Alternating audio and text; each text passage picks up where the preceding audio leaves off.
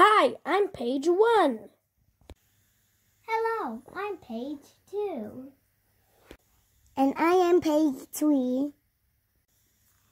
And together we are the SUPERPAGES.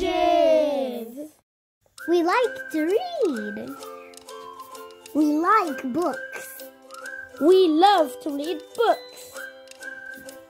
Let's all watch and listen a story together. Hello, I am SUPERPAGE 17 and welcome to another story from SUPERPAGES. And here's our story of the day. 3 Tears for No Ears, written by Kyle Milburn, illustrated by Deborah Hind, published by Scholastic Press. Once there was an elephant whose ears were so small. All the other elephants called him No Ears. Whenever No Ears tried to wallow with the other elephants, they flicked mud at him with their huge floppy ears until he went away. No Ears' other jungle friends didn't care how small his ears were. Only elephants were silly enough to think that the size of their ears was important. But when his friends saw how sad No Ears was, they decided to help. I know what to do, Who, the wise owl hooted. We'll make No Ears some new Who ears. So all the birds in the jungle, from parrots to peacocks, gathered as many feathers as they could find. Then the weaver birds wove 2 fluttery feather ears. No Ears was so thrilled with his fabulous feathery ears, he couldn't stop flapping them. Flap, flap. His trunk began to tickle. Flap, flap. His eyes began to itch. Choo! We can do better than that. The gangly giraffes grumbled.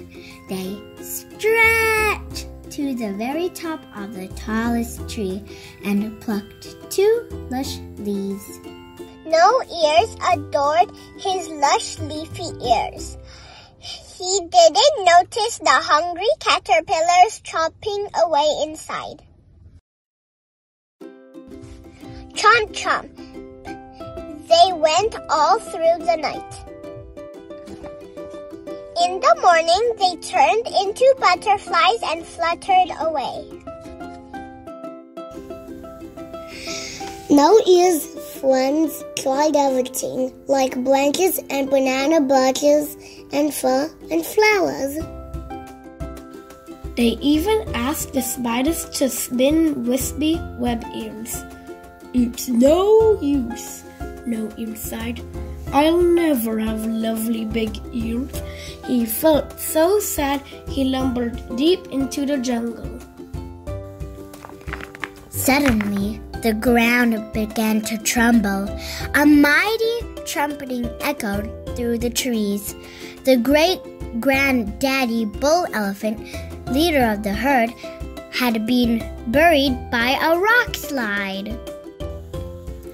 Every elephant hurried to help, but it was no use. We can't reach him, they cried. Silly ears keep getting in the way. The wise owl knew what to do. Find No Ears, he hooted. The jungle erupted as all the elephants and all No Ears' friends went flapping and swinging and snuffling and crashing through the jungle, calling No Ears' name. As soon as everyone was gone, No Ears snuck out from his hiding place. He wasn't sure his trunk was strong enough to pull the great granddaddy bull out, but at least his ears wouldn't get in the way. So he squeezed his head through a narrow crack, stretched his trunk as far as it could go, and twisted his trunk together with the old bull elephant's trunk to make a strong knot.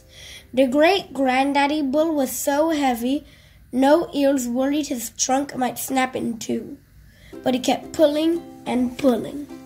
When the other elephants saw what No Ears was doing, they hurried to help. They formed an elephant chain and pulled with all their might.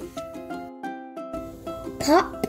Backwards they all tumbled in a jumble of dust, heads over heels, tucks over tails, and over trucks. When the dust settled, No Ears' heart sank when he saw what had happened to his trunk. Now I've got tiny ears and a silly long trunk, he sighed. This time I'm going to hide where nobody will ever find me. No Ears started trudging away, but a dozen trunks grabbed him and dragged him back. Then the great-granddaddy bull gave a mighty roar. 3 cheers for No Ears, the strongest trunk in the jungle. The jungle shook as everyone cheered. No Ears was so happy. He kept swinging his long trunk and flapping his tiny ears all that day and next and every day after. The end.